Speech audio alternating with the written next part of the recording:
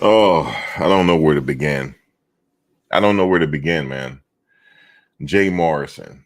Now for some of you, you may know that I used to cover this whole situation about 3 years ago, and I'm gonna show you a lot of my videos that I had on Jay Morrison. I had made private, and I tried to warn people 3 years ago, more than 3 years ago, that this guy came along, and there was a lot of red flags.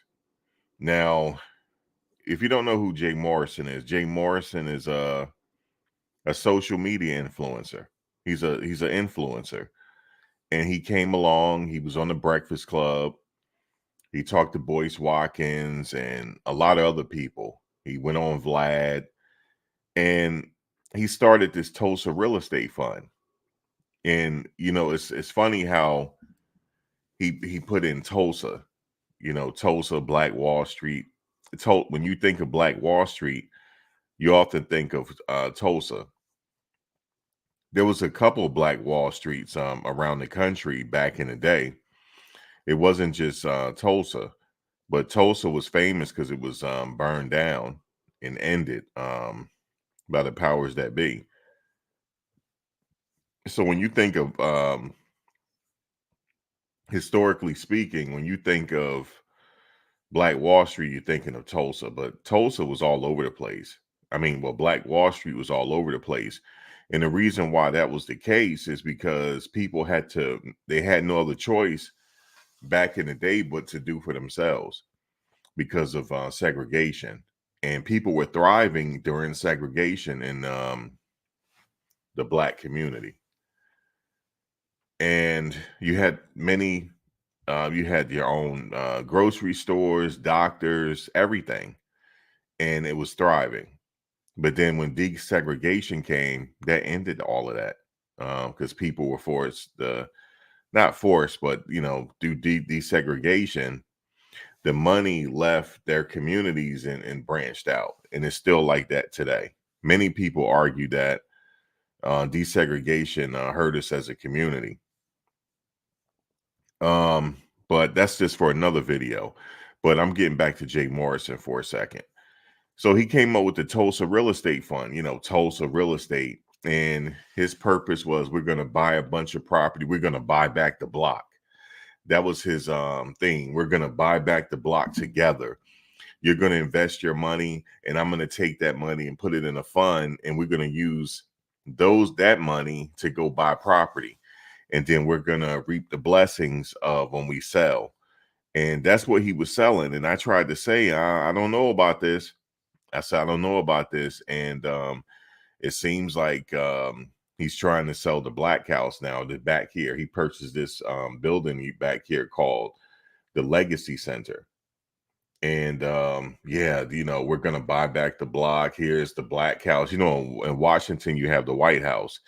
But back here, we got the Black House. I'm like, okay, whatever. I tried to warn people. I said, look, who sent them? Remember I said that?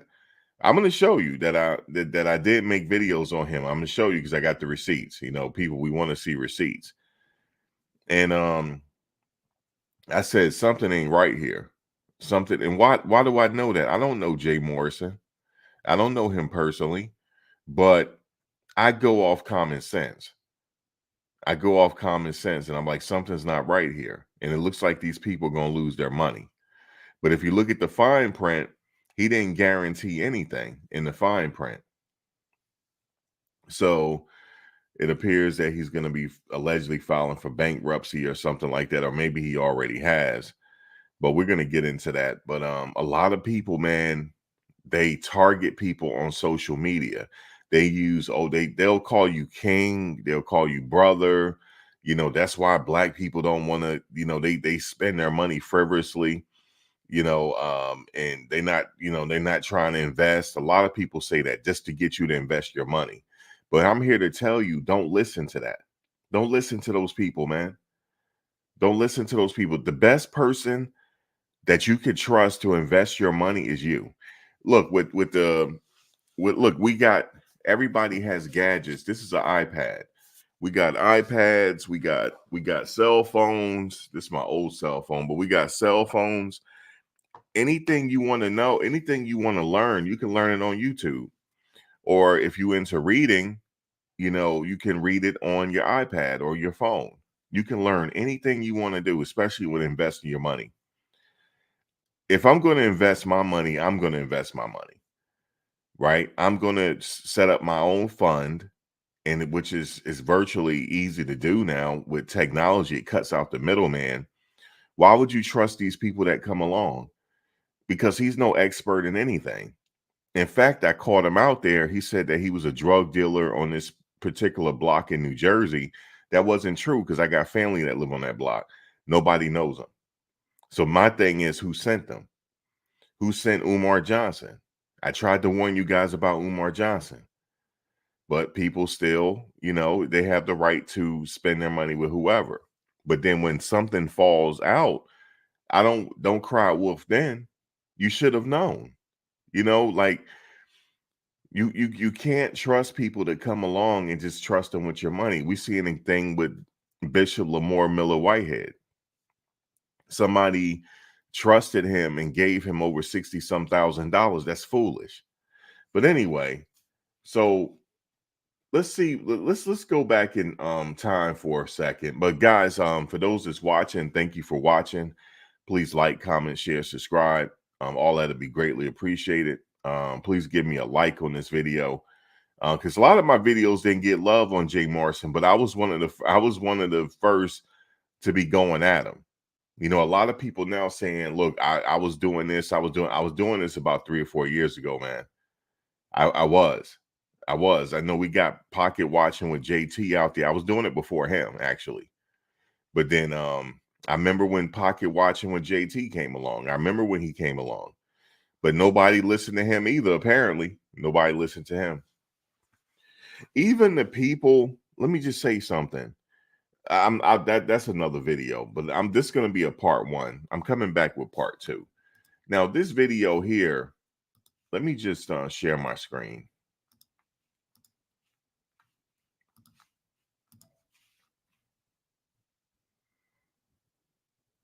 Okay. I'm sharing my screen here. Let's just look at this. Let's see what date was this. This was November 15, 2021. Listen to this. We have a real special guest. I'm not gonna play it all because it's an hour and 4 minutes. We have a guy who has made Black history economically and otherwise, and he's out of Atlanta, and he is the CEO and founder of the Tulsa Real Estate Fund. And let me stop right there. He made Black history? You got to be kidding me.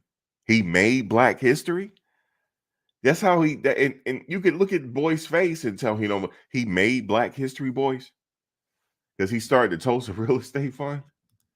And just an all-around cool, intelligent brother. His name is Jay Morrison. So before I move on, I want to ask my brother, how you doing today, man?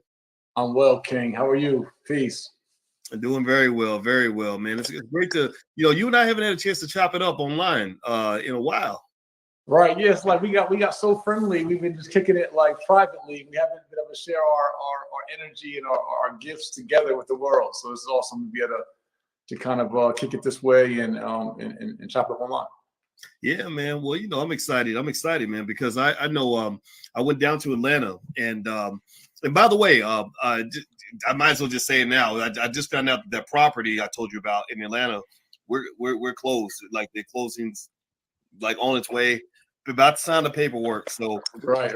We are moving. We are gonna get that spot in Atlanta, and I'm super proud to that Alicia and I have an office in the Black House. I feel like the Black House is super historic. He has an office in the Black House. Boys, as smart as you are, you didn't see this coming? You didn't see what he was doing? Boys, you didn't see what he was doing, man? Or were you in on it? Okay?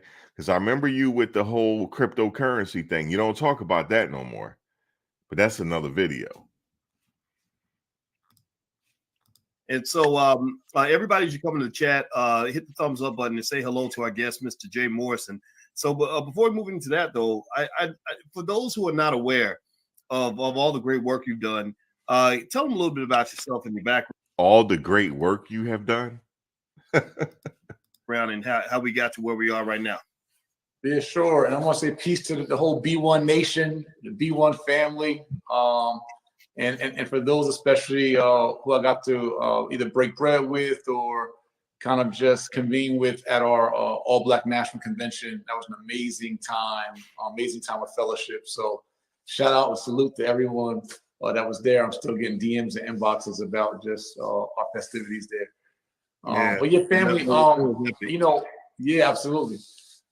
Many of you guys may know me from the Tulsa Real Estate Fund, the Black House and Legacy Center in Atlanta, Georgia, our 30,000 square foot commercial building. That's what Dr. Bush calls an epicenter for Black people and kind of a headquarters for our community. Just an amazing event with Rizza Islam yesterday on medical apartheid, medical racism.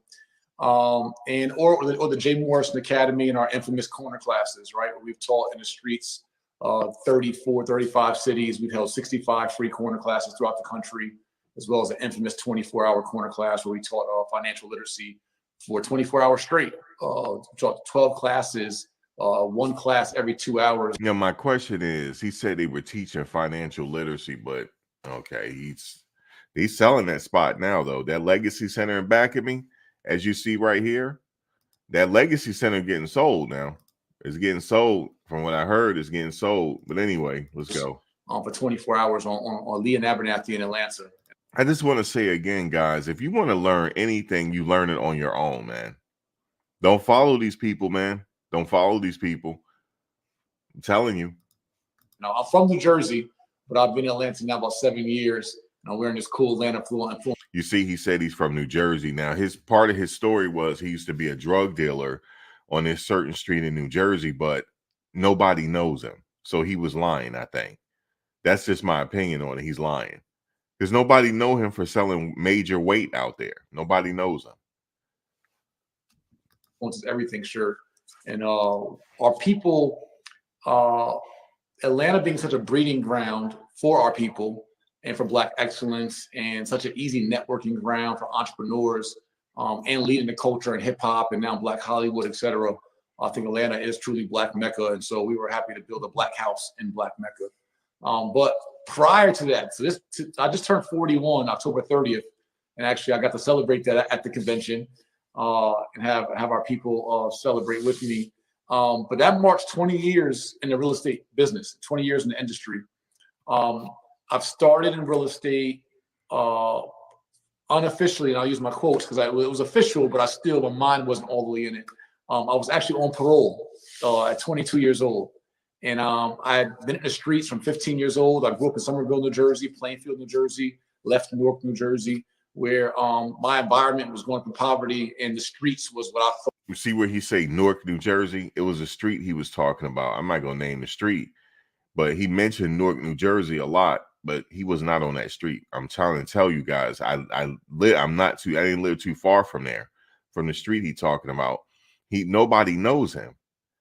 Nobody knows him. I guess he's banking on the fact that most of the drug dealers back in the day are dead or in jail. Some of them are home now. They do not remember him from back then. They do not. And I'm not trying to glorify anything like that, but I'm just trying to illustrate that he's lying. And I tried to say that. I made videos on it. Some of my videos did get views. People don't listen to nobody like me. I want to be like, that's good. Y'all got your money stolen. That's good. Not stolen, but that's good. Y'all ain't getting your money back because y'all don't listen. See, that's what I want to say. That's the way I want to feel. But I understand that some people are very trusting. They're very trusting, man. Let me tell you this real quick. In order for you to how do you qualify somebody as being an expert? You got to be in a field for a specific amount of time to even be considered an expert. How many hours do you have to be working at something for you to master that subject level? Okay. Just getting out of parole, what he said, and going to real estate. He wasn't doing it that long to be a master at anything, to be taking your money. That's my whole point. You have to qualify these people. Anybody can talk really well. And the crazy thing is, most people, they tend to take serious the people that got the most followers. There's a guy on YouTube right now. He don't have as many followers as Jay Morrison, but he's at mastery level when it comes to investing. He's at mastery level because he does it for a living. He don't get any views. But then this person get the views, and you see that he got all these subscribers, so you tend to trust him. You don't do that. These people buy subscribers. I was just watching a live stream last night. This guy, he has over 1.3 million subscribers on YouTube. And he was talking about he's a tech reviewer. He was talking about back in the day, a lot of people bought subscribers back in the day so they can so people could take them more seriously. So they cheated. I'm gonna tell you something. I never cheated. Like all the subscribers I got it out the mud. I got it organically. All the subscribers I got, it's organic. You know, now somebody just hit me up recently saying that, you know, I want to buy some subscribers. And I was kind of like listening for it. So I'm like, really? You want to buy IG subscribers? Really? I'm not really into that. And I don't even know where to look to buy IG subscribers. You know, I believe you work hard and get your subscribers like that. You know what I'm saying? It takes a lot of work though, but trust me, there's a lot of people in different sectors that I'm in. I knew that they bought subscribers. I know they did. They bought subscribers, man. They buy views, all types of stuff. So it makes them look important. But the ones that has built the following organically, you really matter because you put in the work. It takes a lot of work to get an audience on YouTube, man. It really does. Thought was gonna be my way out. Once basketball fell through for me, and I found out I couldn't rap. So I felt my only option. If I could, you know, basketball, I was nice, but I just, you know, I had a lot of anger issues, right? And so I didn't have enough discipline. And then I couldn't rap. And so I thought my only option as a black man to make it big and successful was going to be the street corners. You know, my mom sold drugs, my grandfather sold drugs, my whole family was in the streets. And so we were proud of being like gangsters and proud of being hustlers. And that was like the family trade. It was either you know, we had some of my cousins, and my uncle went to the NBA and went to play on professional ball. So if you couldn't make it in ball, you were, you know, going to be a professional baller in the streets. And so from 15 years old, dropped out of high school at 16 years old and went full time into dealing drugs, which landed me 3 felonies in 3 different states by age 21. Given all this context to the story. And you notice you got to pay attention to him. So by age 21, now if you go do some research, you're like, oh, you're not going to find it because most of it, he was a juvenile. So you're not going to find it. So that's how he can able to tell these stories. You know what I'm saying? He has, you know, that's why he's able to tell these stories. But then, like I said, I caught him when he said he was on the street and nobody knew him. I'm trying to tell you, they don't like, who the hell is that? Nobody knew him. I don't know where he came from or whatnot. He said he's from South Jersey. That I might believe. But who sent these people, man? And they all got this connection. Nature Boy, Umar Johnson, all of them, they all got this connection, man. Like, who sent these people? But anyway, let's hear a little bit more of this. Because I was an entrepreneur, I was aggressive, I was ambitious, I was a critical thinker. You know, I had a whole drug trafficking ring at 17 years old, from Harlem, New York to New Jersey to Baltimore, Maryland, all the way to Lincoln, Nebraska. I literally was traveling. I don't believe him. I really don't. All over the country at 17 years old. Selling ounces of cocaine and etc. Right? At 22, while I was on parole, during the men's group meeting, a Pastor Antoine Thomas, referred me to a mortgage company to get a job because I had to have a job to stay free on parole. And I had no idea what mortgages was, didn't understand credit or real estate at all. My only real estate transaction was at 19 years old, a couple years prior, before I went to my second prison sentence. My mom was trying to buy a house through FHA, and she get 3% down for a $100,000 house. And I was literally on parole then from a felony in New York, where I was facing 3 years to life in prison in New York for a quarter kilo of coke at 18 years old. And at 19, I came home, and my mom said, "Hey, Maine, I need $3,000 to buy this house around the corner." And the house was in the hood, right? It was right one of the most popular and fluid drug trade, you know, in our town. but it was a house that we would own, and we grew up on Section 8. We grew up in, 6 of us in a 2-bedroom. And so I told my mom to go in my Timberland box, and where I gave her $3 grand down to buy this house on 69 Center Street, Somerville, New Jersey. Look, go in my Timberland box. It's like he imagined all this stuff. You know how rappers say, I got shoebox money, and it's like he put this whole thing together. I do not. I'm telling you, for once, I don't believe him at all. I don't believe his story. Let's continue. That was my first real estate transaction as a cash partner. I didn't even know it, right? Or didn't know the significance. All right, man. We'll come back to that. We'll come back to that. Let's see, Jay Morrison.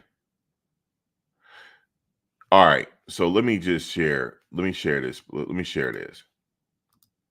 All right, as you can see right here, you might not can see it. I did this 3 years ago. It got about 6,000 views, but see, I did it 3 years ago, though. I did it 3 years ago.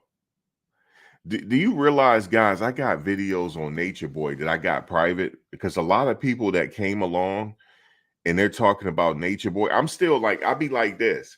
They don't know the whole story. They don't know the whole story, man. And I'm like, you know what? They don't quite believe me either. There's certain things that I be trying to tell them that they don't understand it. And I've been around for a very long time, but my videos are private. Like this video, you guys never seen this video before I did, of me giving my thoughts on Jay Morrison. This was 3 years ago. So let's listen to it.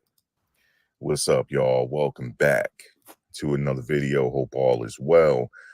I want to talk more about this Jay Morrison situation. My thoughts and observations of Jay Morrison and the Tulsa real estate fund, because I remember, I'm just going to give you my immediate observations of him in the beginning, because I've been following this from the beginning, because I watched the Breakfast Club, occasionally World Star videos pop up and stuff like that. When I first heard about Jay Morrison, right, he wasn't talking about the Tulsa real estate fund. He was talking about real estate, and a lot of the stuff he was talking about, he was talking about good information. He was putting good information out there. He believed that people should purchase real estate, and I was like, okay, I that's what got my attention. I was like, okay, let me hear what the brother's talking about, right? Because I like to hear people out before I come to any kind of conclusion. So I like to sit back. I'm the observer. I like to sit back and observe people and situations, you know what I'm saying? And then, all right, real quick. Remember, I did this 3 years ago. This was 3 years ago. I'm talking about Jay Morrison, man. 3 years ago. But I had did videos even before that. Still have them private, though. So let's go. Make a educated judgment, based upon what I already know in my previous experiences and stuff like that. Like, I don't like to immediately downcast somebody without just properly just sitting back and listening to what they're saying, watching their moves and stuff. So I first saw him on it was a World Star video. He was in his Maybach or whatever, had a nice suit on in the Maybach and stuff. And then he was just saying, yeah, I'm just like you and this and that. And I used to be a drug dealer in New Jersey. And he mentioned Newark. That's what got my antennas up. I was like, what? So I started inquiring about around, I'll say, anybody know this guy? They was like, nah. All right, guys. Well, let me stop the video right there. See, this was 3 years ago, me saying this now. This was 3 years ago. I caught him out on the lie. I said, if he will lie about something about that small, that means now my antennas are up on him now.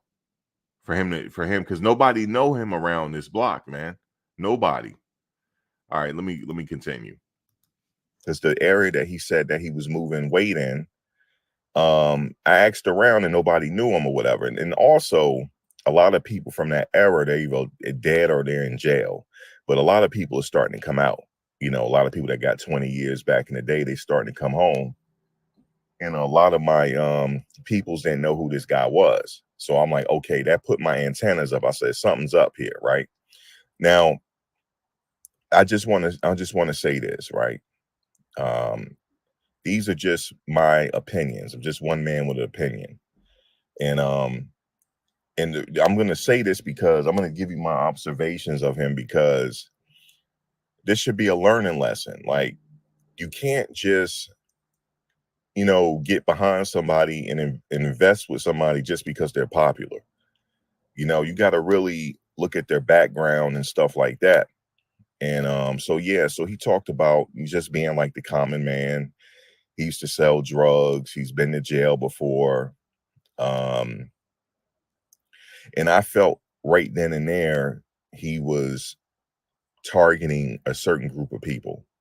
Okay, make no mistakes about it. I was like, okay, he's targeting a certain group of people. Then fast forward, he went on the Breakfast Club, because you notice a lot of these people, Umar Johnson, a lot of them, I'm not going to name everybody, they go on the Breakfast Club. They got some type of plug. I don't know if Charlemagne is the plug. I don't know, but he went on the Breakfast Club interview. And so I noticed that. And then I saw him again. And not saying that he wasn't spitting no real information, because he was. I give him that. He was talking some good information on the Breakfast Club. And then he went on the Vlad TV interview. He'd been on there a couple times, I believe. Then he started talking about this Tulsa real estate fund. All right, let me stop right there. He was spitting some good information, but I believe he read some stuff and memorized it. I don't think, in my opinion, that he was regurgitating information from his own experiences. All right. Like, I can go read a book right now. I could go read, I read a lot of books. I could go read Confessions of an Economic Hitman and then regurgitate his information, and y'all gonna think I sound fly. Y'all be like, man, this dude really know what he's talking about, but it's not off experience though. It's not off experience. And I'm not just talking about Jay Morrison, that other dude, Grant Cardone. I made a video on him too. That's a white guy. I'm like, I don't know about that guy either, man. I don't know about him either, Grant Cardone. All right, let's continue. Like, he want to buy back the block, and then he started talking about, the history of Tulsa. I felt like he was, in my opinion, now this is the way I feel. Don't take this as like face value, but I felt like he was trying to play on people's emotions. And a lot of these guys. Let me stop right there. You know what's unfortunate? I didn't get a lot of views to reach enough people to try to warn people. Unfortunately, I do what I can, but I felt like if somebody had listened to my perspective, they wouldn't invest with them. They wouldn't have done it. My people could tell you, man, even when I was in high school, even when I was young, it was hard to get over on me. Like, it was just like my ex used to be like, hey, I need you to come to this meeting. I got a money making endeavor, but I need you to come to see if it's legit or not. They used to like literally let me come and invite me to different meetings to see if it was legit or not. And I'm like, nah, this not legit. And the one time she went against when I said, she lost $20,000, man. And this was back in like 98. That's a lot of money back in 98. She lost over 20 some $1,000, fam. Her and her friends. You know what I'm saying? Because they ain't listen to me. And I was like, damn, that's what's up. And then she said to me, yo, you was right. I don't know how you be like discerning this stuff, man. But you were right about, it was this dude named Gould. His last name was Gould. He was it was like a pyramid scheme. And I said, yo, this looked like a pyramid, yo. I said, nah, I said, don't invest with this dude. And then come to find out, a lot of people lost their money, man. All right, let's continue. Guys come around all the time. Every decade, you always have a couple of guys that come around. I could do this for you. I have this knowledge and all this type of stuff. Invest with me. And then people feel triggered. There's certain things that get them triggered emotionally. And a lot of people feel like that he's solid because he was on Vlad and he was on the Breakfast Club. So they might think he's a solid dude. But I'm here to say you need to go look deeper into somebody's background first to make sure what they're saying is legit. You know what I'm saying? And there's a lot of different types of people in the world. You know what I mean? You have to watch out for. You have some people that they look at others as opportunity. They look at you as a come up. Yeah, you have certain type of individuals out here that prey on people and look for people as a come up. These people always have an answer for everything, if you notice. And here's a red flag. Here's a red flag that I noticed. When you question them, they tend to block you. They tend to call you an agent. They say all different types of stuff. They call you a provocateur. No, I'm just having an opinion. He's a public figure and I'm just giving my opinion. Everybody has an opinion. Everybody does. It's just that I have a YouTube page and I like to talk about it. But see, I don't like for people to get taken advantage of, because for people out there that's not knowing certain things and not knowing what to look out for, they're easy prey for people. You know, they're come ups. You know, you got people out there that's always looking for a come up, and you're the come up. And like I said, when you question them, you question their motives, they call you an agent. That's a red flag right there. Okay, so if I'm an agent, prove it. What's your proof that I'm an agent? Just because that's just what you're gonna say? That's a red flag. It's always a red flag when somebody can't be questioned. That's always a red flag, especially when they're taking money and collecting all different types of money, and they don't like people questioning them. And they quick to, downplay that person, call them an agent and a coon and all this type of stuff. That should always be a red flag.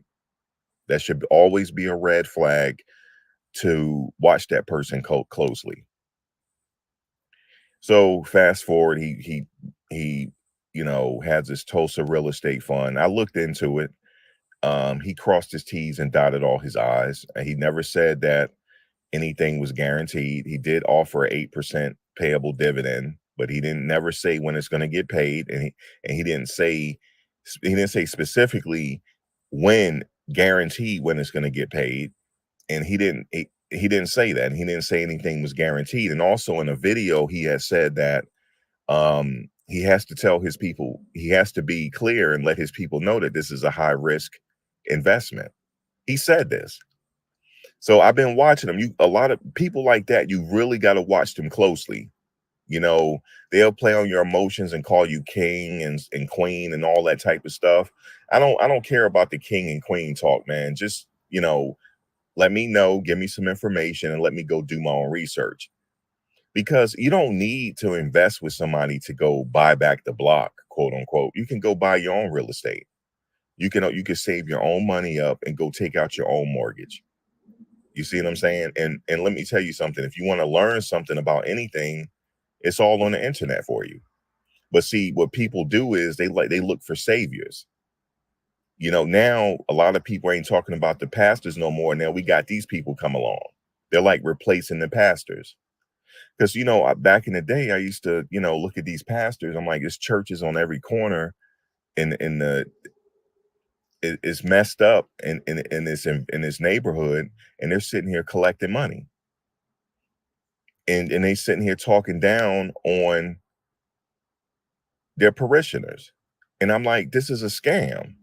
I knew that early on, man. I learned that early on. I don't know specifics of my birth chart, but I always had a keen eye for con artists, for BS artists. I'm not going to say con artists, but people that just try to get over, you know what I'm saying? The holier than thou people, listen to me type people. All right, I'm gonna have to end this real quick. Y'all know how I am about bees. Got one lurking over here.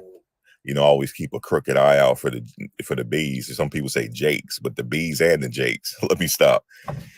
But I just want to say to people, man, when people come along, they talk a good game and they sound like they legit. Always do your research, man.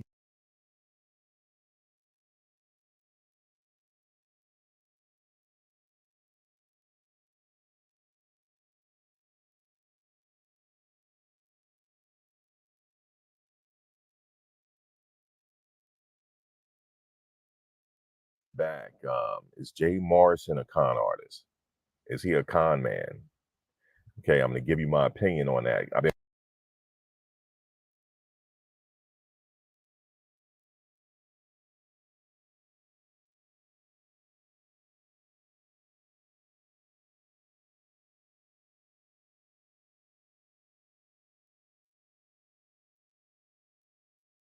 been watching a lot of videos, and I just want to say that, you know, if you quick to call him a con man, you might want to be careful about that in this situation, because like I said before, his Tulsa real estate fund. Okay, let me just be real with you, and I'm gonna be clear. Okay, I'm not taking sides here. I'm not pro Jay Morrison. He blocked me on Instagram for what reason I don't know, but I'm not pro Jay Morrison. But I just want to say this, because someone asked me, do I think he's a con man? I'm gonna say I don't know, because I don't know him. I never had any dealings with him. I never had any business dealings with him.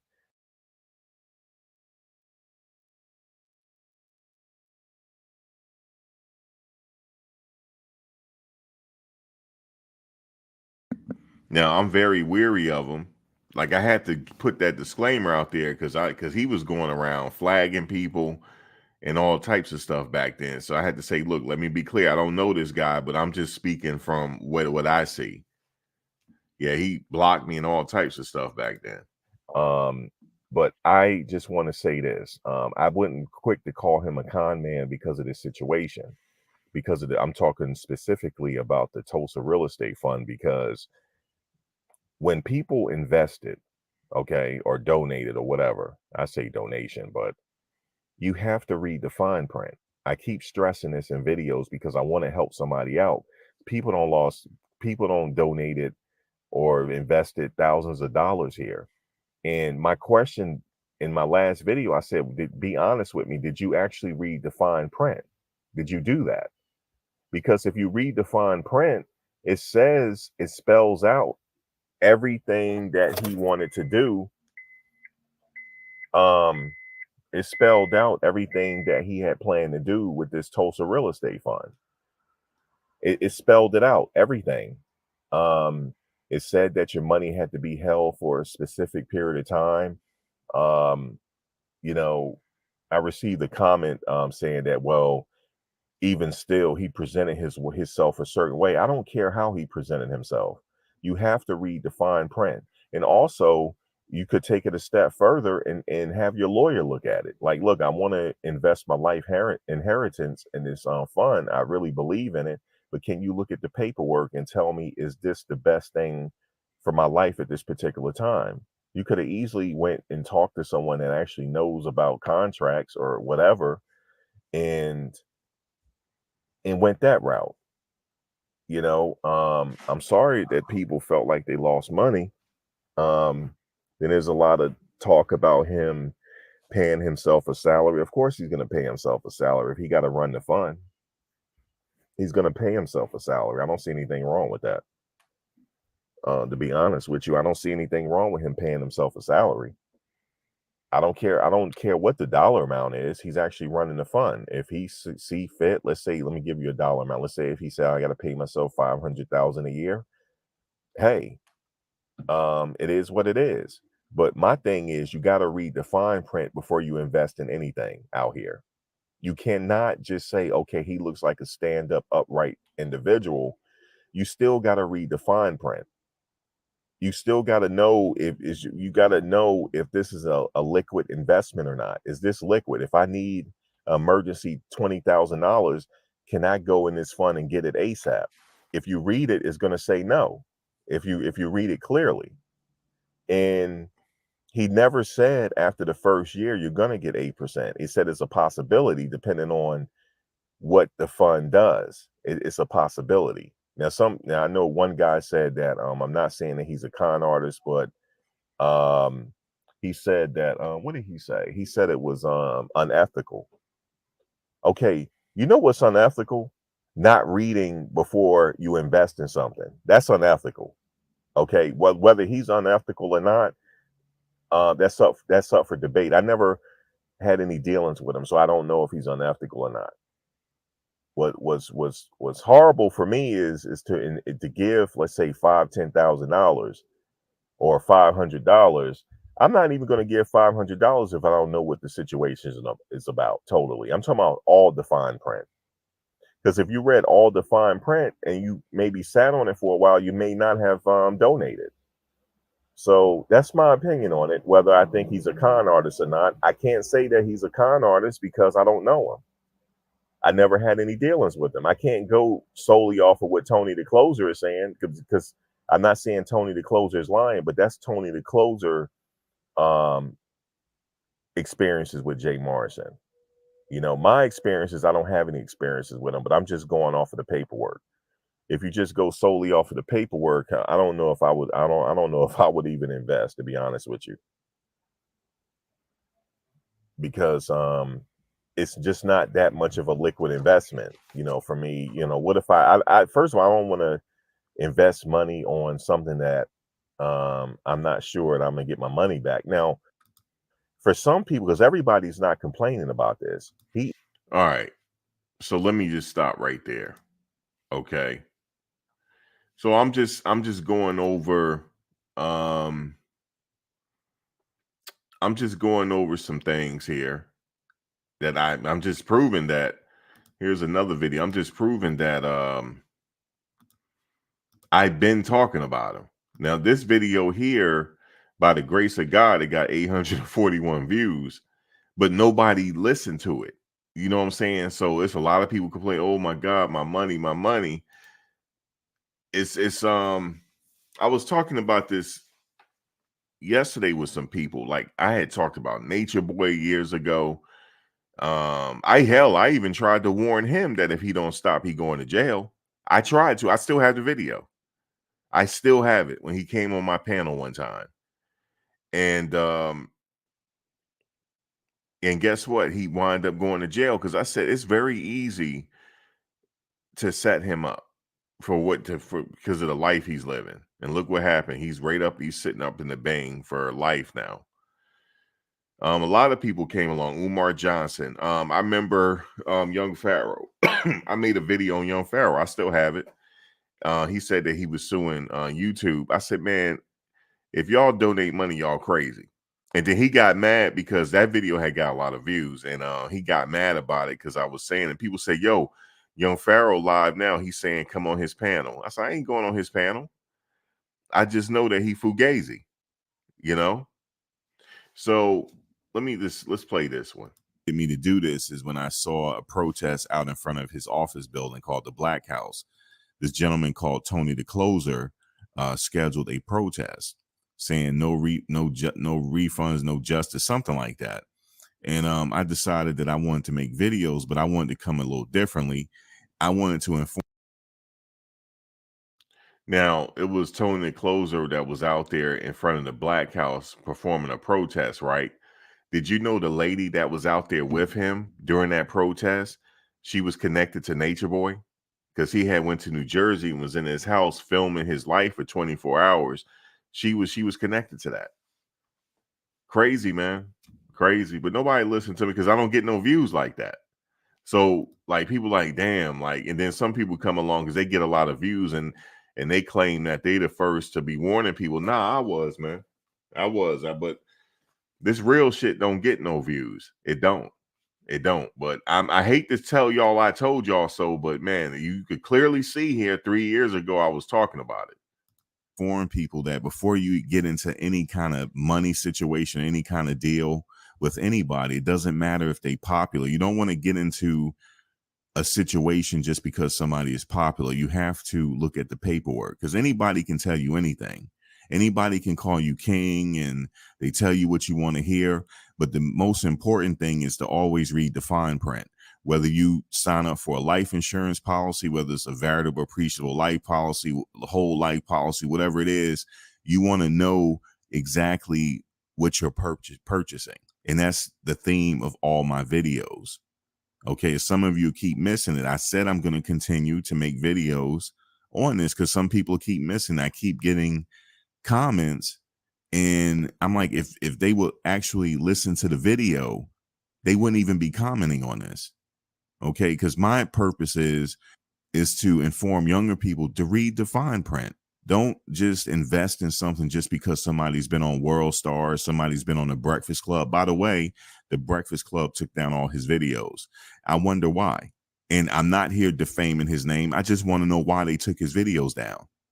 I want to know why now. I want to know why the Breakfast Club, if you go to the breakfast. Now you probably wondering like who I'm talking to. I was getting a lot of comments. You know, I guess his supporters and whatnot. Oh, I invested in a real estate fund. You don't know what you're talking about, huh? I bet you lost your money though. I bet you did. Allegedly. Breakfast Club on YouTube, go to their videos, go to the search area, and you're going to see that they took and put in Jay Morrison's name, and you're going to see that they took down all his videos. I want to know why. But my purpose is to inform people. Always read the paperwork, always read the fine print. The reason why I keep telling people to always look at the fine print, because it spelled it out in his fine print and didn't say nothing was guaranteed. But let me go over to Pocket Watching with JT. Shout out to Pocket Watching with JT. He been informing people about this, but Pocket Watching get a little bit more views than me. So y'all should have known at least from Pocket Watching with JT. But let's listen to this. Now, it says Jay Morrison needs to be arrested. That's what Big Meat said here. But this guy here, let's listen to this. Identifies the sinking of the Trek Titanic, an embarrassing performance of the fund and him as its sole manager. Despite our collective hopes and efforts, the fund's financial situation has deteriorated to a point where liquidation is the only viable option. Now, this guy is an investor in the Tulsa real estate fund. He could have listened to my videos back in the day, but I guarantee you, this guy would have listened to my videos and say, this brother don't know what he's talking about. And I used to work in the financial industry back in the day. I used to. And you don't see me sitting up here selling wolf tickets trying to get you to get some money. I'm like, I could have easily done that too. Like, listen, we're going to buy back the block, man. We're going to do this. I don't have that type of mind to swindle people. You know what I'm saying? I don't have that type of mind, man, to be tricky with people. I don't. I really don't. But let's go on. As the lead investor with $40,000 at stake and a fellow real estate developer, I've been closely monitoring the situation and conducting extensive research into the fund's operations, which can all be found at www.tulsarealestatefraud.com. That's tulsarealestatefraud.com.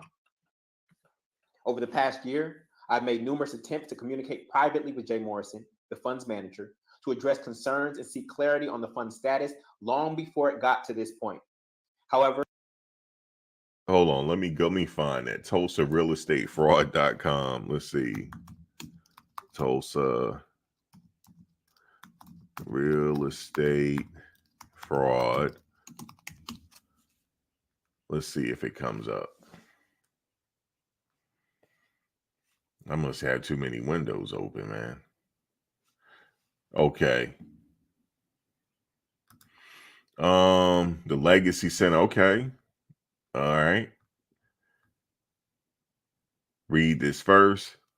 Dear fellow Tulsa Real Estate Fund investor, I am sorry for your loss. My name is Julian Gordon, and I am the lead investor of the fund at $40,000 invested.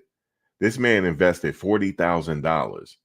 The goal of this page is to unite and inform all investors so that we can advocate for ourselves in the absence of the board of directors to hold Jay Morrison accountable. If you are unaware of what's happened, in short, the fund is on the brink of going bankrupt. As of June 30th, 2022, the fund only had $1,483,284 in cash from the original $11,064,977.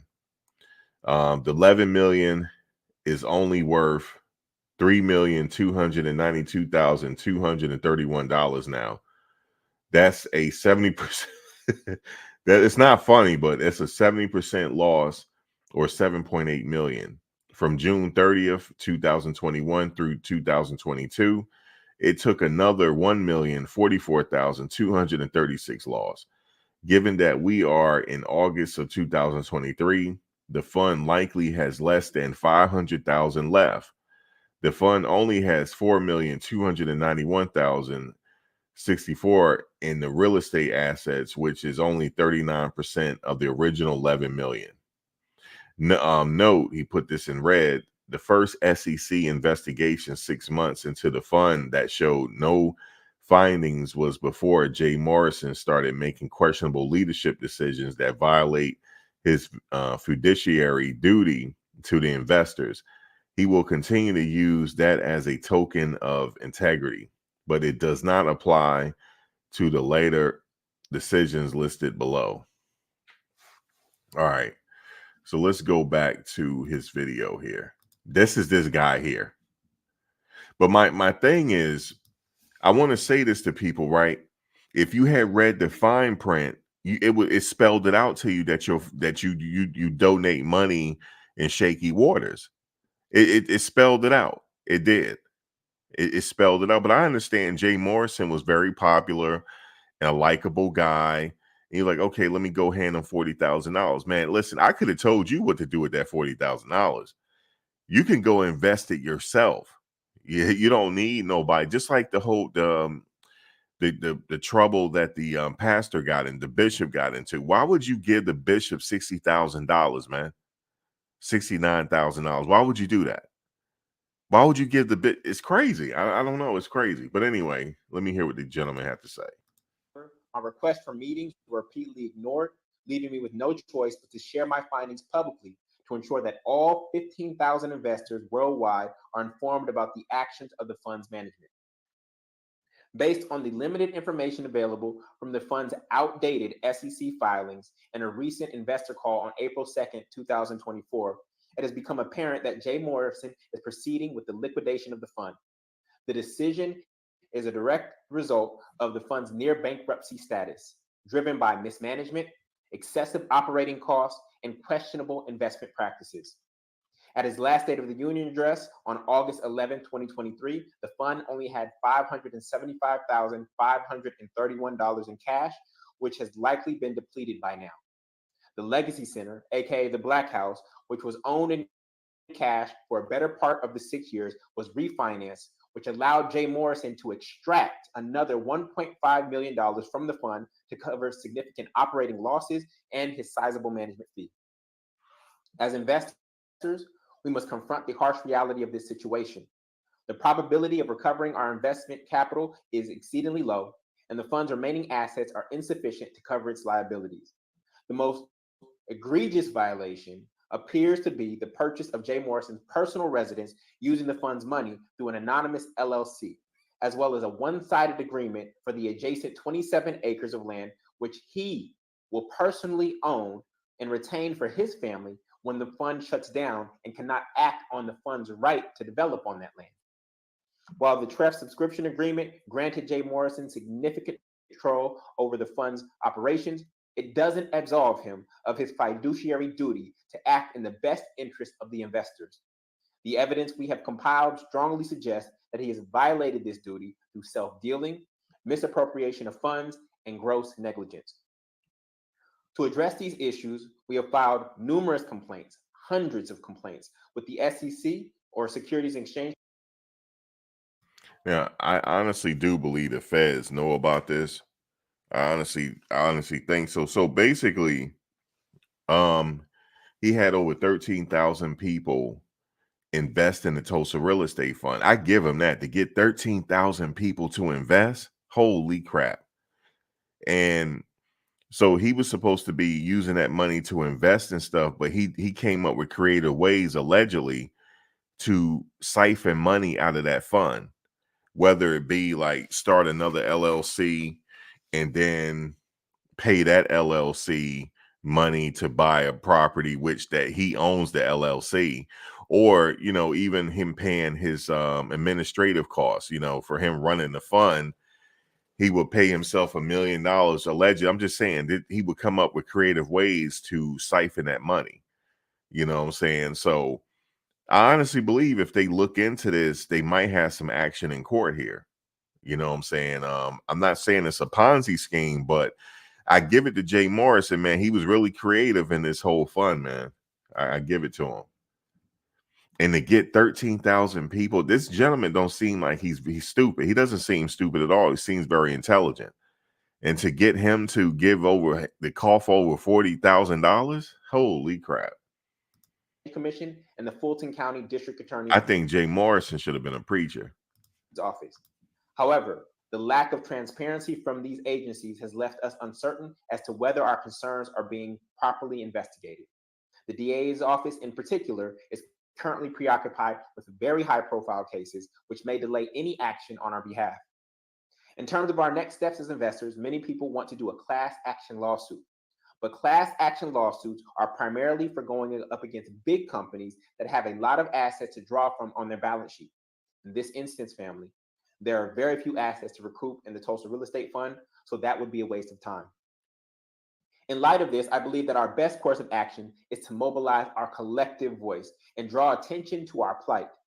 I'm urging all TREF investors to record short videos sharing their stories and experiences with the fund. By posting these videos on social media and tagging the Fulton County DA's office, which is at Fulton County DA, we can put a human face to the thousands of individuals who have been negatively impacted by the situation. If you're willing to join in this effort, please structure your 1 to 2 minute video as follows. 1, state your name, city, and profession. 2, share how much you invested. 3, explain why you chose to invest in the Tulsa Real Estate Fund. 4, express your feelings about the fund's collapse amidst one of the greatest real estate booms in history and how your money was used to purchase Jay Morrison's personal residence and the surrounding 27 acres, as well as to line his pockets through management fees and questionable deals with his other companies. And 5, clearly state what actions you would like the authorities, the SEC or DA, to take, given that the fund remains very little assets to recoup. I'll pause for a second so you can take a screenshot of this. And I encourage you to record your video as soon as this presentation is over while it is top of mind. The more stories we tell, the harder it is for them to ignore us, and the more likely it is that an investigation will take place and justice will be served. It is crucial to emphasize that this is not a personal vendetta against Jay Morrison, but rather an attempt to hold him accountable for his actions as the fund manager. To whom much is given, much is required. We entrusted him with our hard-earned money, and he had a responsibility to manage it with integrity and professionalism. Unfortunately, the evidence suggests that he has failed in this regard, and we are now forced to bear the consequences. To my fellow investors, I understand your pain, anger, and frustration you may be experiencing right here, right now, in this moment. It is easy to second-guess our decision to invest in the fund, but we must remember that we believed in a vision of group economics and community development that was greater than one individual. We could not have foreseen the level of mismanagement and deception that would occur. As we navigate this difficult time together, I encourage you to focus on your own well-being and financial recovery. Do not allow this setback to define or deter you from pursuing your dreams and investing in the future. We must learn from this experience and use it to become better stewards of our resources and advocates of our community. To those who have remained silent, yes, you know who you are, or enabled Jay Morrison's behavior, I implore you to come forward and share what you know. This is not about personal gain or vengeance, but about ensuring that justice is served and that others are not victimized in the future, especially by Jay Morrison. Remember, when Bernie Madoff's Ponzi scheme collapsed, 5 other individuals were convicted with him for their involvement. We know who you are: LT, MF, JP, MM, TO, TB, and last but not least, EJ. Your names appear on the fund's website in addition to the SEC filings, and you are in photographs and videos. I urge you to come forward with what you know and clear your name before any potential investigations commence. EJ, Jay Morrison's wife in particular, we call upon you to provide proof of payment for the 50+ hours you spent using the fund's podcasting studio to record your It's Negotiable podcast. With the going rate for studio time in Atlanta at about $75 per hour or more, we demand transparency on whether you have been using the space for free. The money is negligible, but if there's no evidence of payment, it further highlights Jay Morrison's lack of integrity and effort to make the fund successful. The people deserve answers, and this matter is non-negotiable. It is bitter irony that the Tulsa Real Estate Fund, named after the tragic destruction of Black Wall Street in Tulsa, Oklahoma, by a white mob, has been burned down from within by a Black man who exploited the legacy and the resilience of our ancestors for his own personal gain. This is a painful reminder that we must remain vigilant in protecting our communities from those who seek to take advantage of our trust and aspirations. Unfortunately, all skin folk are not kinfolk. To the investors who may be experiencing feelings of shame or embarrassment, I want to assure you that you are not alone and you are not to blame. It is natural for your friends, family, and followers to question your judgment in the wake of this crisis, but I urge all of them to refrain from saying things like, "I told you so," or attacking your intelligence. We made a good faith investment in what we believe to be a promising opportunity for our community. The fault lies with those who abuse our trust, not with us for having faith in the potential for collective economic empowerment. We invested in the right asset class, which is real estate, with the wrong asset manager. I'll repeat that. We invested in the right asset class with the wrong asset manager. $11.7 million could have and should have been leveraged into at least a $40 million real estate portfolio after 6 years. Unfortunately, this particular fund has went bust in the midst of one of real estate's greatest booms. As we move forward, I want to express my deepest gratitude to those who have supported me throughout this ordeal. Your encouragement and solidarity have been a source of strength and motivation for me.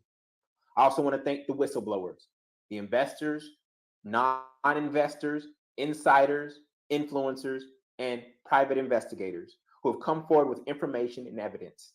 Your courage and commitment to the truth are commendable and will not be forgotten. Most importantly, I want to thank all of the TREF investors for their belief in the power of collective action and group economics. Though we have suffered a setback, I believe that our resilience and determination will carry us through this difficult time. We must not allow this experience to dampen our spirits or our resolve to build a better future for ourselves, our children, and our community at large. I urge you to record your videos and share them widely. Let your voices be heard and let us hold those responsible for this travesty accountable. Together, we can ensure that the lessons of the Tulsa Real Estate Fund are never forgotten and that we emerge stronger, wiser, and more unified than ever before. In closing, I call upon Jay Morrison to face the investors he has wronged, even if he manages to evade legal consequences. He owes us an explanation and an apology for his actions. There were only 53 out of 15,000 TREF investors on the April 2nd investor call because the fund's communications and notifications have been sparse or non-existent. This is a public fund and therefore warrants a public explanation and must be able to bear public scrutiny. Therefore, I challenge you, Jay Morrison, to emerge from hiding behind the camera, stand before the people in public, just like your corner classes, and account for your failures as the fund manager face to face with the people. Only by confronting the truth and accepting responsibility can we hope to heal the wounds inflicted upon our community by you. Let us use this moment as a catalyst for change, learning, and growth. May we never forget the hard lessons learned from the Tulsa Real Estate Fund, and may we always strive to uplift and empower one another in the face of adversity. Together, we will rise above this challenge and build a brighter, more equitable future for all. I wish you all strength, wisdom, and perseverance to overcome this obstacle and emerge victorious. Thank you. All right, so shout out to Pocket Watching with JT. He shared that video of the brother. The brother said a lot there, but the fact of the matter is, if you look at the fine print in the Tulsa Real Estate Fund, after looking at the fine print all the way through, I would be hesitant to invest money in that fund. I would just rather go in my brokerage account, put some of that money in Apple, put some of that money in different companies, and just let the money sit there and invest that way, as opposed to investing with the Tulsa Real Estate Fund, man. Me personally, after looking at the fine print. But some people invested blindly. They invested because Jay Morrison was popular. And yeah, he was popular. I saw the writing on the wall, man. I saw it. Like, I saw it back then. I saw the writing on the wall here, man. If you are an entertainer and you're getting ready to sign a contract, make sure that contract is to your benefit. Right. Because once you enter a contract, you enter to something called an agreement, something called consideration. Okay. That's an agreement between two parties. Now, I've been hearing a lot of people. I had read a video. I had did a video on BBB complaints, Better Business Bureau complaints. And I can tell from those complaints that the people didn't read the fine print. This is no knock on Jay. I'm just telling people to read the fine print. So let me get into this comment here. I would suggest, okay. He said, I would suggest compare his fund to a fund manager at a major firm. Nobody went after 401k manager when they lost money in the last financial crisis. Most people that had put money in their employer's 401k lost 50% of it in the last financial crash. That is true. But they didn't all haul Fidelity or Ed Jones to court. Most educated investors leave their money in for years in order to. Let me stop there. Yeah, you can't leave your money in for years, but what I'm telling you is, if you had did your due diligence and read the fine print with Jay Morrison, you would have thought differently. This is not a place where you park your money for years. You know, I just, when after reading it, I came to the conclusion that these people ain't never getting their money back. You feel me? They never getting their money back, man. Let's see what I said here. Hey, what's going on, guys? Welcome back to another video. Hope all is well. And look at this. This video was 3 years ago. Okay, this one got 2,000 views, so some people saw it. You guessed it. This is my continued coverage on the Jay Morrison Tulsa Real Estate Fund. And I did get a chance to watch a video of him address this SEC report. And to my knowledge, this wasn't live. It was a pre-recorded video, and it was private, and it was only for his investors, to my understanding. So I did get a chance to watch it. Someone said to me in the live chat, did you get a chance to watch it, and what do you think about it? I thought I did, but I didn't get a chance to see this, but I did see it in its entirety. To read a thing, to inform people to read the fine print. All right, so I'm just continuing to tell people to read the fine print. I'm just letting you know, I've been making these videos for a while, and I tried to like warn people here, man. But let's see, what is Jay Morrison up to these days, man? What is he up to, man? Let's see. He's on Twitter. What is he up to these days, man?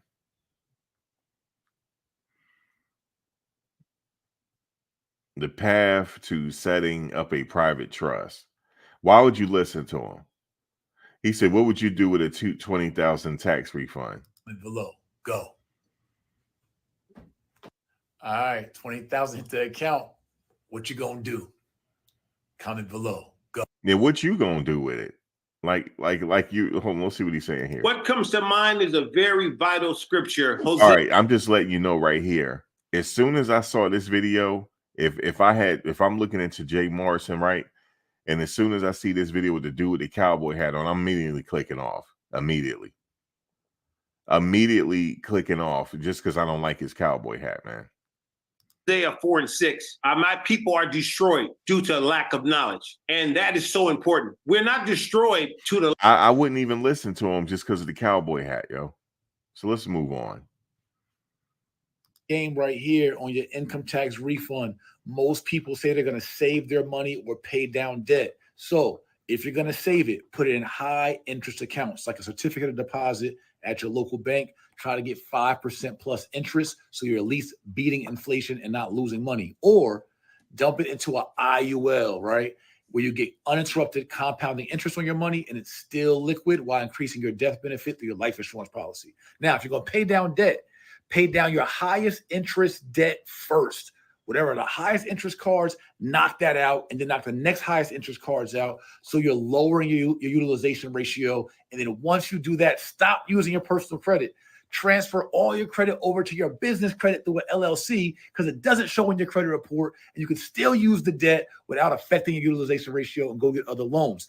Listen, DM me, coach, for more advanced strategies. I wouldn't be DMing you on anything. See how he's saying you got DM me, man, for more of this. Now, some of the stuff he's saying is correct, but he's regurgitating it.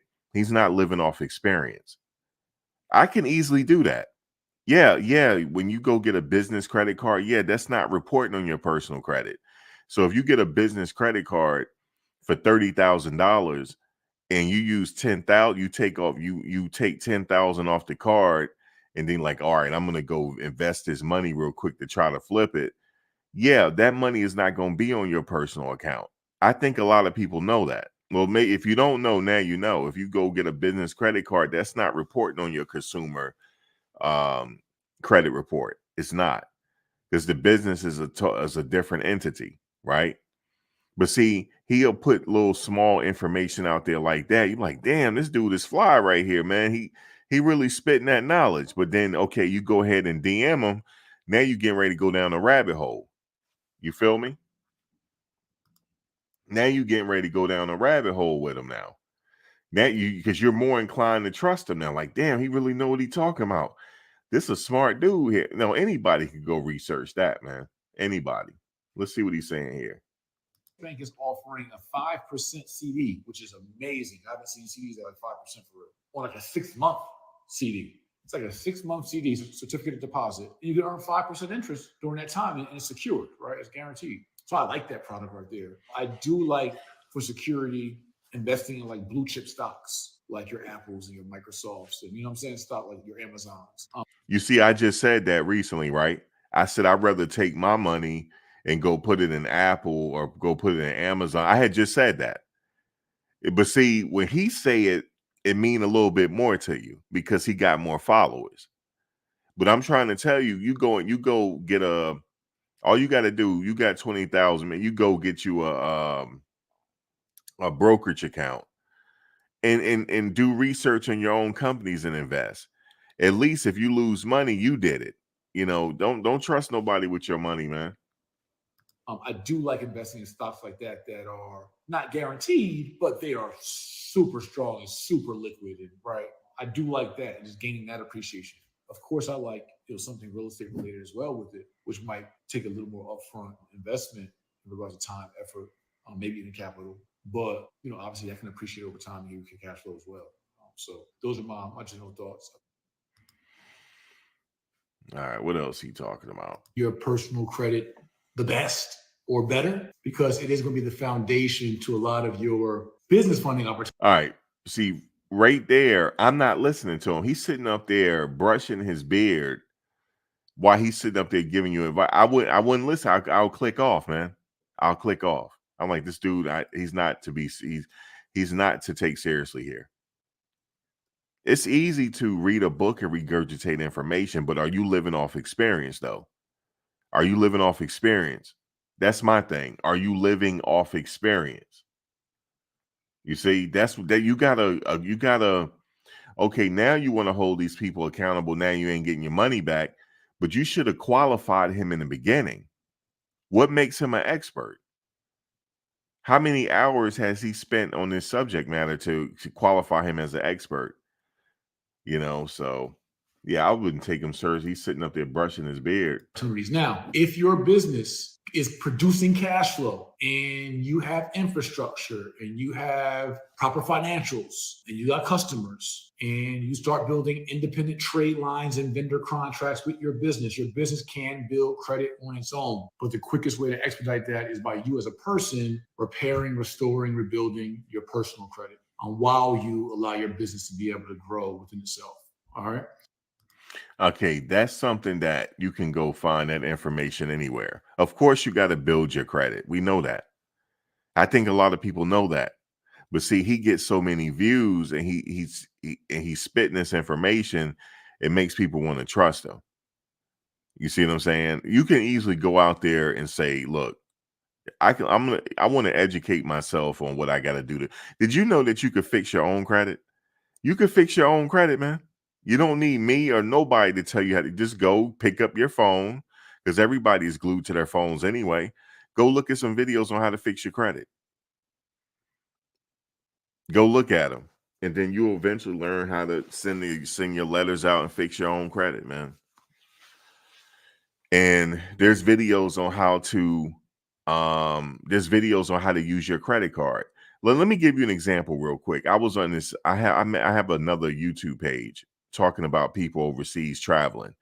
I made a quick video on showing people how to use their credit card so they can get a free flight. And did you know that they sat up there and trolled me? They sat up there and trolled me, but they're more inclined to go listen to somebody like Jay Morrison. But they're going to sit up here and troll me like I don't know what I'm talking about. No, I'm living off experience, baby. I'm living off experience. You know, the reason why I say pay everything with a credit card, because you're gaining points. You got to get gas anyway, right? Don't use your checking account. Use your credit card to pay the gas so you can get those points. So by the end of the year, you see how much money you got accumulated. Maybe you can get a free airline ticket out of the country somewhere. You know, stuff like that. And that's all I was saying. That's just something basic. And then when your credit card bill come, just pay it off with the money you got in your checking account. That way you're benefiting from being a consumer, because you're getting some points. At least you get a free airline ticket, or use the money. If you don't use that, they can send you a check or something. And then now you know, like that. That's all I was saying. But Jay Morrison will say the same thing, right? And then people are more inclined to believe him. Why? Because of the followers he has. That's why. You don't judge a person off of how many followers they have. You judge them off the quality of what they're saying. And then you can qualify them like that. And you still don't follow a person blindly. You take the information and then go do the research yourself and then apply it to your own circumstances. That's what you're supposed to do. Not give somebody 40. That's being lazy. Give somebody $40,000. I'm not trying to talk about that other gentleman, but I'm just giving an example. Give somebody $30,000 and you're going on faith on that person you don't even know. Of course, you're getting ready to lose your money. Of course. See, God has blessed us with all this technology. Like, yo, Lou, use the technology I gave you. You got a cell phone. You sitting up there on Instagram and texting.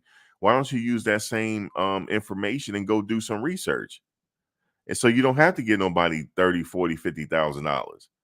Just like, for example, the good bishop, somebody took their mother's money and gave him $69,000 to go flip. I could have told him, you ain't gonna see that money no more. Goodbye, Irene. Good night, Irene. You are not seeing that money no more because you are stupid. Okay. I don't like calling nobody stupid, but like not foolish. Why would you give a pastor $60-some thousand, man? Why would you do that? Unless you're trying to lower your tax burden or something, like, okay, I'm gonna donate to the church so I can use that in my taxes. That I can see. But just blindly giving them money, no. You tell them to go work, go get a job. I understand that the lights in the church got to be paid, so you give them a little money here and there. But I'm not giving no pastor whatsoever $69,000. Hell no. I'm never doing it. Never. When I could take that $60,000 and invest it myself. You know what I'm saying? So that's what I'm saying there. So what else is Jay Morrison saying, man? What else is he saying? Be good buys. You just got to factor in your HOA carrying costs with your taxes and your insurance, and obviously your mortgage payment if you're financing it, and just make sure that makes sense for cash flow if you're renting it out or for your own budget. And understand the HOA restrictions, right? What can you do and can't do in regards to that property? Can you Airbnb it out? Can you lease out the rooms and do pad splitting, right? Can you do a group home out of the condo, right? Are there restrictions to what you can do from a real estate investor standpoint? It's something I would want to know, even if it's not your intentions immediately. If it is in the future, that can be a restriction to you. So I would look at the HOA covenants and see what. You see, what he's saying, he say little things and people like, damn, this guy really know what he's talking about. That's the game. I could do the same thing. Yeah, guys, make sure you do this and make sure you do that, right? And hit you off a little nuggets. And you be like, damn, I like Max, man. I'm gonna give Max $50,000, and now I'm gonna go take that $50,000 and relax with it. You know what I'm saying? And well, I told you, if you gave it to me, it's a high risk situation, and you're not gonna get guaranteed to get your money back. And now you left wanting to do something to me. You know, don't let this happen, man. You hear me? Don't let this happen, man. You know, look at me, y'all. Don't let this happen, man. Just like I said, this is part one, man. But I've been on Jay Morrison from the beginning. Please hit the like button. Please hit the like button right now.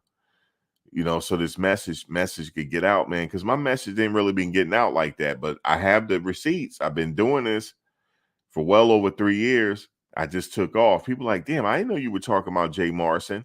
You didn't know me back then. You didn't know me, but where the videos at, Max? They're private. But I have them. I unprivate them when I need them. Just like with the Nature Boy thing. I tried to warn. I'm like, yo, why? Listen, here's my thing. Why would somebody follow somebody blindly like they're God? That's bullshit. That's BS, man. That's BS.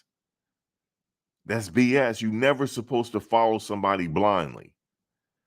It says it in the Bible, if you believe in that Bible that the man wrote that Bible. I don't care what nobody say, but it says something real in that Bible, though.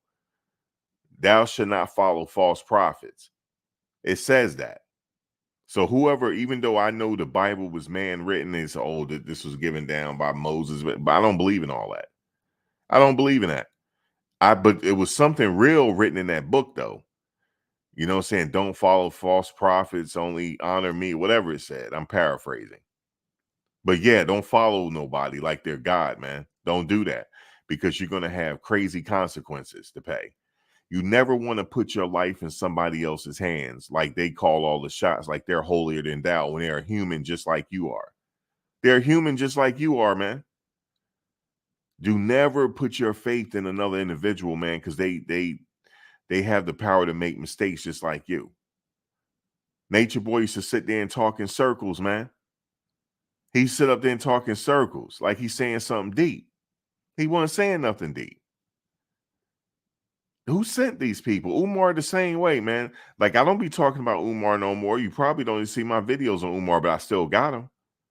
I still have him. So when something happens with him, I will make those videos back. Like, look, I told you so. You know what I'm saying? He still ain't got no school. He still don't have no operational school. And it's been like my friend daughter's almost out of high school, man. She was a baby when he started all this. He is still trying to collect money. Who sent these people? Because they all go to the Breakfast Club. What's the connection with the Breakfast Club, man? But the Breakfast Club deleted all Jay Morrison videos. They did. They deleted all his videos. But anyway, man, my time is up. Like, comment, share, subscribe. Guys, you know I will be back on the next one, man. This is part one, man, but I'll be back. All right, y'all. Peace.